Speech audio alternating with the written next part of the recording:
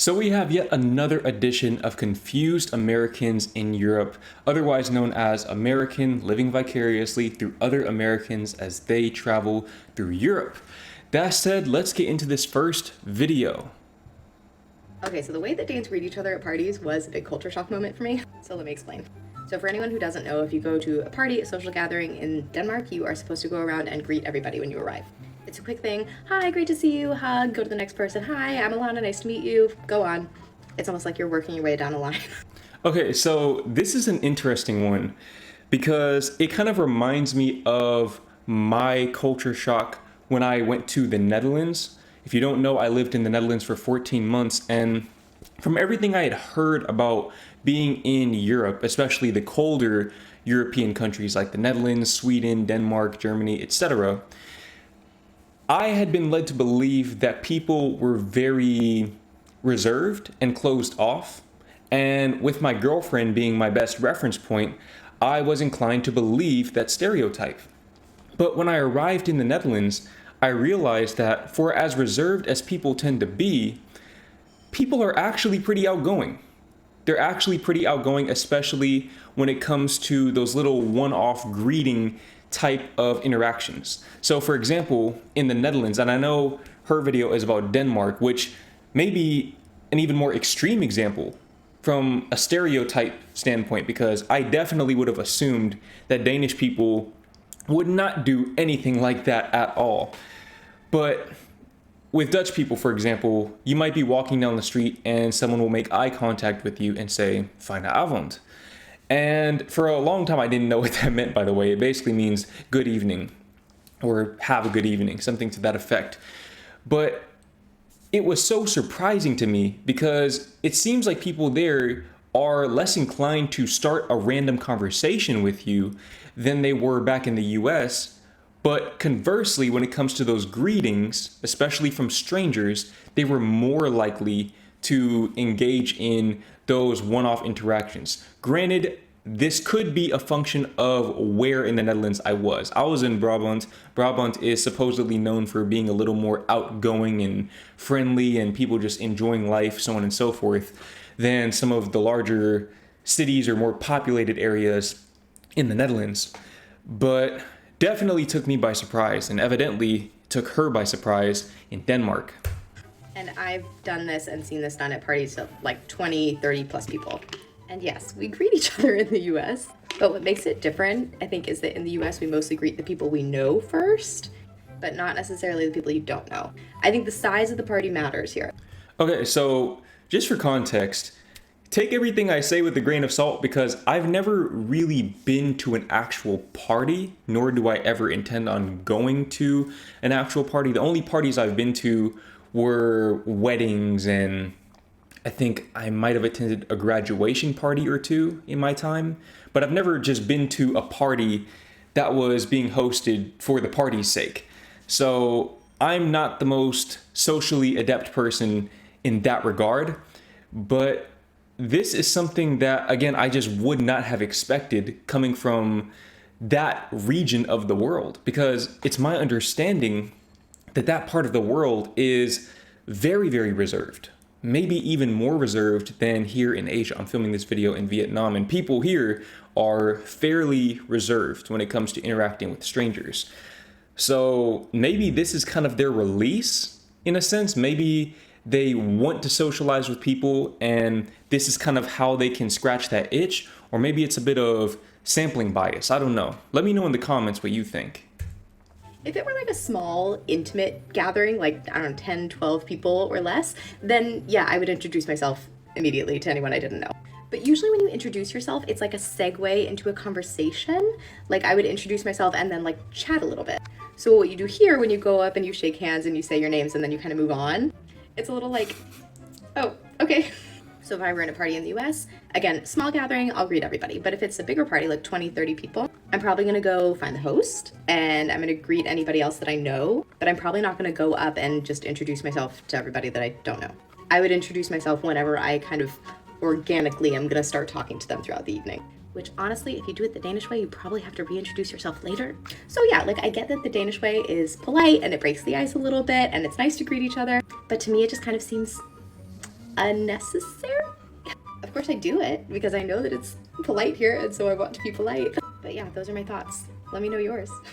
So I'm definitely curious to hear how your country and culture handles those kinds of situations. Again, I don't have the most experience when it comes to parties, whether in the Netherlands, the US, or literally anywhere else I've ever been. But I do feel like, again, in the Netherlands, I was really taken aback by how prevalent greetings were. And the interesting thing is that it seems like even Danish people, if we look at some of these comments right here, we see one comment that says, "I absolutely hate that we do this and I'm convinced every Dane hates it, but people are too polite to not do it." And then someone else says, "Even as a Dane, I hate this. I just say I have to do something with the baby and then forget to go around afterwards." You see, that sounds like the kind of thing I would do. I'm a really, really big introvert, and those kinds of social gathering, greeting situations bring me a fair amount of social anxiety, if you will. And mind you, I'm not some recluse who doesn't know how to socialize. I've done public interviews, I've worked retail, I have my fair bit of, I don't want to say expertise, but experience socializing with people. But that doesn't mean that it's something I'm particularly comfortable with or enthusiastic about. So I'm very curious to hear what the situation is like where you're from, because the likelihood is that my girlfriend and I are going to settle down in a country where people are very, very introverted and reserved like us. And if that means that, hey, people are going to express that social desire in the context of a party or a gathering, then by all means that is perfectly fine, because we will not be at those gatherings. That said, on to the next video. Culture shocks I had as an American in Europe. Shocks I had as an American in Europe. Europeans have more hours of the day, okay? Where are you guys finding the time to sit at a restaurant for 3 hours? Dude, even as a tourist, I was like, hello? I think this will blow some Europeans' minds. You want to know the protocol for what I have to do as a server? Okay, so before she even gets into that, my theory for this is that Europeans simply live a slower pace of life. So I feel like the average European, and this is literally just an assumption, so feel free to correct me if I'm wrong, but I feel like on average, Europeans don't do as many things in a day, but the things that they do more thoroughly. I hope that's making sense, but basically, instead of doing 20 different tasks and exerting, 30% effort at each of those tasks, Europeans are more inclined to do 3 tasks or 4 tasks, but exert 90 or 100% effort. So if they're going to be with their families while eating at a restaurant, they are all there. I work in the US. When a guest comes into the restaurant, I'm supposed to greet them within 1 minute. I go greet them, get their drink order. They're supposed to have their drinks back to them in 2 minutes. Guess how long they're supposed to wait for their appetizers? 7 minutes. So every day, whether it's me serving a table, another server I work with, whatever, there are multiple people in the restaurant that will complain that their food took too long, and we always listen and we always refund them for the food and give it to them for free. Yeah, and you know what? I feel like that whole Karen culture thing that she's referring to in the US, obviously it doesn't just apply to restaurants, but retail stores, etc. A lot of that is incentivized by the corporations themselves.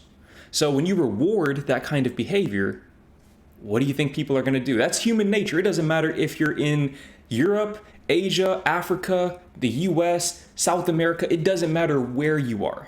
It doesn't matter where you are. People are going to make a kilometer out of a centimeter, so to speak.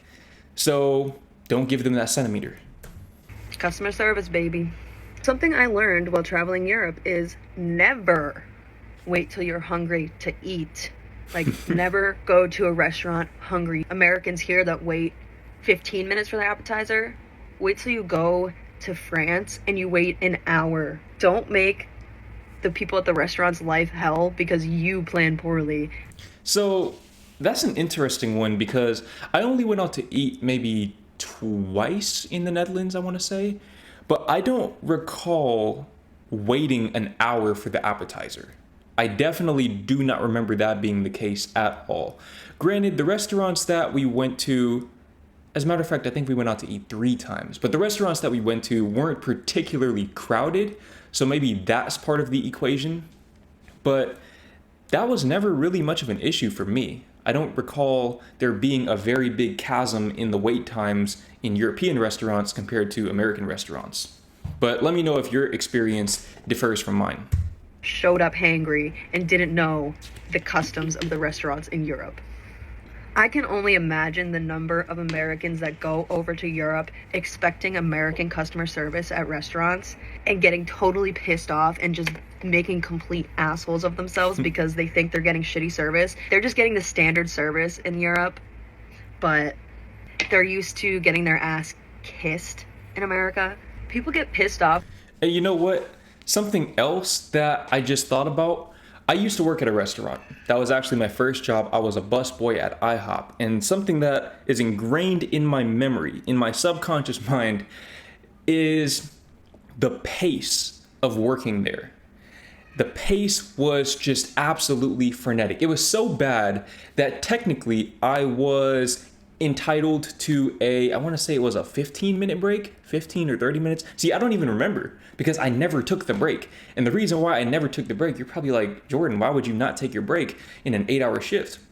I didn't take my break because I knew that if I took my break, I would come back from my break and I would be so far behind that it would take me the rest of my shift to catch up, because you have so many people coming in and out of the restaurant all the time that, especially for a period where I was the only busboy, I mean, it was just chaos. It was pure chaos. And on top of that, I'm having to clean the bathrooms, and I'm not going to go too deep into all of that.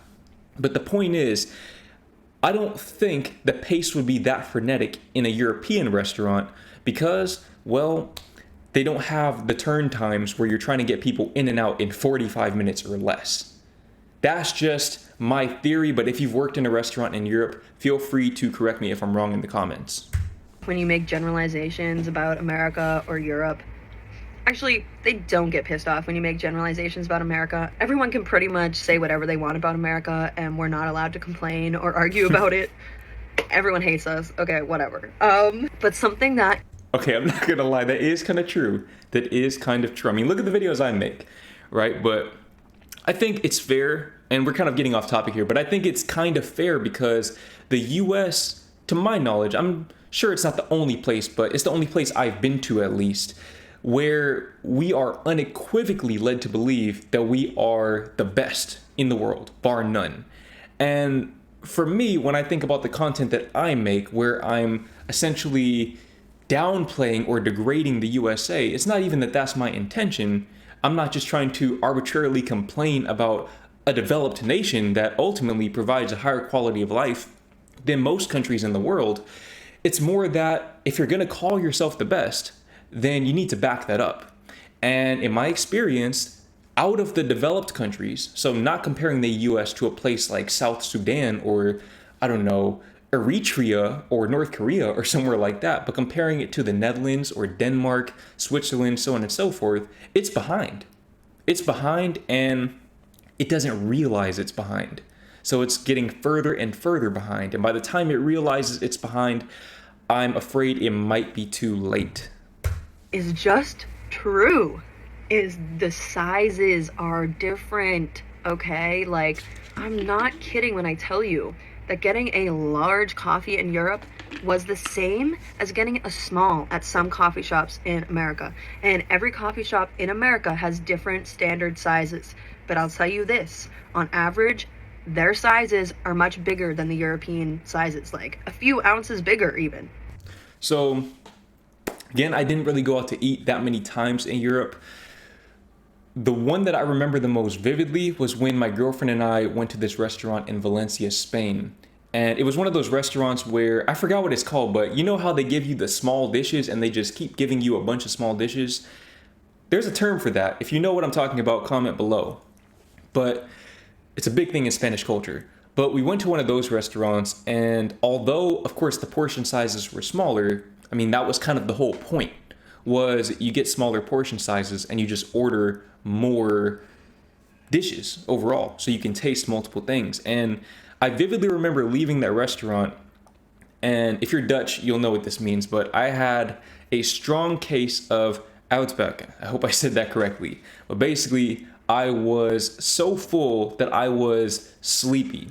And that doesn't happen to me very often, even in American restaurants. So I feel like portion sizes, and also I'm equating for the amount of money, because obviously we ordered a lot more food, but monetarily speaking, we probably got even more food for the money than we would have in an American restaurant. So, I mean, I think portion sizes might just be a function of the kinds of restaurants you go to rather than where the restaurants are located. But I'm curious to know, let's say, for example, if you have McDonald's in Europe and the US, or Starbucks in Europe and the US, would the portion sizes be different in those different locations? And I didn't ever find extra large drinks in Europe. Like, they don't have extra large. It stops at large. It's just small or large a lot of times. I just need to insert a picture of a Dunkin' Donuts large iced coffee. You know what?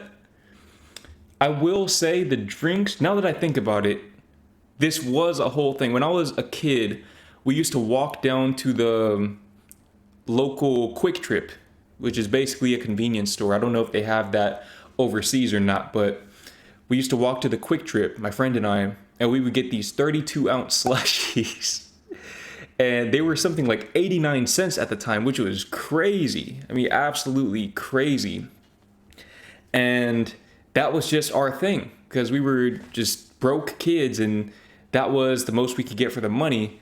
You won't really find that in Europe, in my experience, which I think is for the better, because I think if I had made an actual long-lasting habit out of having this portion size right here, I would not look the way I do right now. Let's just put it that way.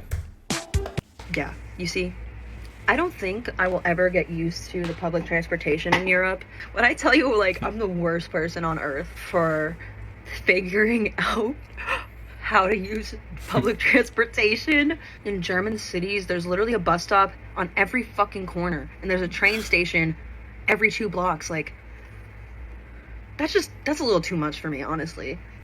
So I definitely understand where she's coming from with that feeling of overwhelm. My first exposure to navigating public transit actually came in New York City.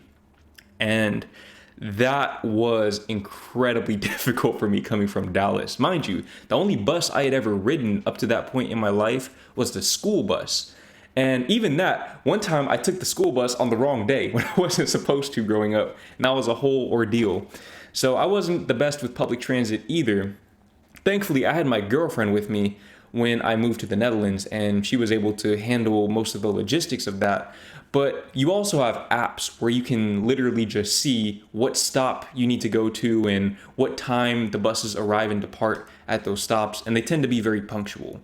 So I get the overwhelm, but there are resources to figure it out. And once you ride the same route a few times, I mean, it pretty much becomes second nature. It's like driving. Driving is overwhelming when you first start, but you figure it out. And I would say, objectively speaking, utilizing public transit is a lot more simple than driving a car. I made one of those famous mistakes of buying the wrong ticket when I was going from Amsterdam to Berlin. So what happened is I bought the wrong date for a ticket, which completely my mistake. And when I was on the train and the ticket person came to check my ticket, they were like, "This is wrong." And I was like, "Oh my God, what do you mean? Like, this was already $60. What the fuck? And now I'm gonna get fined." He's like, "You need to buy a ticket for this correct train right now, or I'm gonna give you a fine for having an invalid ticket from the Netherlands and having an invalid ticket to enter Germany." So I'm already on this train, buying a ticket for this train, and of course now the ticket price is $150. So that is how you waste hundreds and get yelled at by a ticketer and have everyone on the train stare at you the whole time. And then you try your debit card and it gets declined, so you have to pull out your American Express from your hidden little pocket in your backpack, try that out, and it takes like 5 minutes to go through. and every German on the train is looking at you like you're a poor cunt. Okay, so I completely empathize with her situation. But at the same time, how do you buy a ticket for the wrong date? How does that even happen? I don't know. That's something that never happened to me, personally. That has never happened to me, but I get it. Things happen. We're human. We're not perfect. But something that I found really fascinating about European public transit, and this was the case, I think, at every public transit station I went to. Granted, I only rode the public transit in Belgium, the Netherlands, and Switzerland.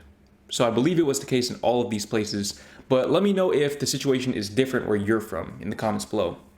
But in New York, you can't even get into the train station without having a ticket.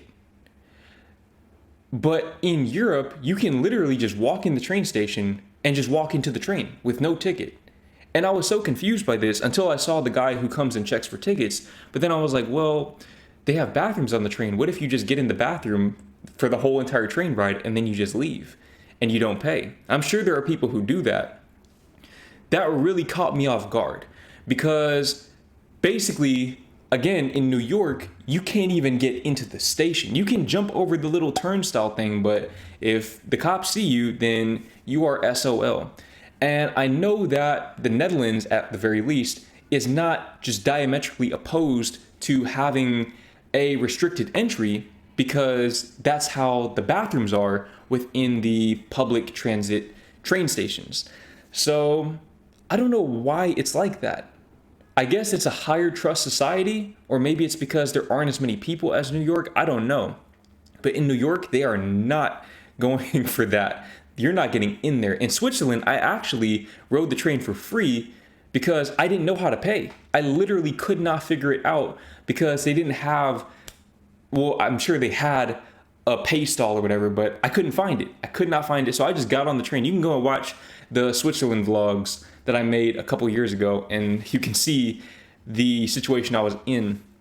But I couldn't figure it out, so I got on the train, and nobody checked the tickets either. And the next day, I rode back to the airport. Again, I didn't pay because I couldn't figure out how, and it wasn't an issue. Nobody checked. I guess it's a high trust society, and I hope that there are no Swiss officials watching this so I don't get permanently banned.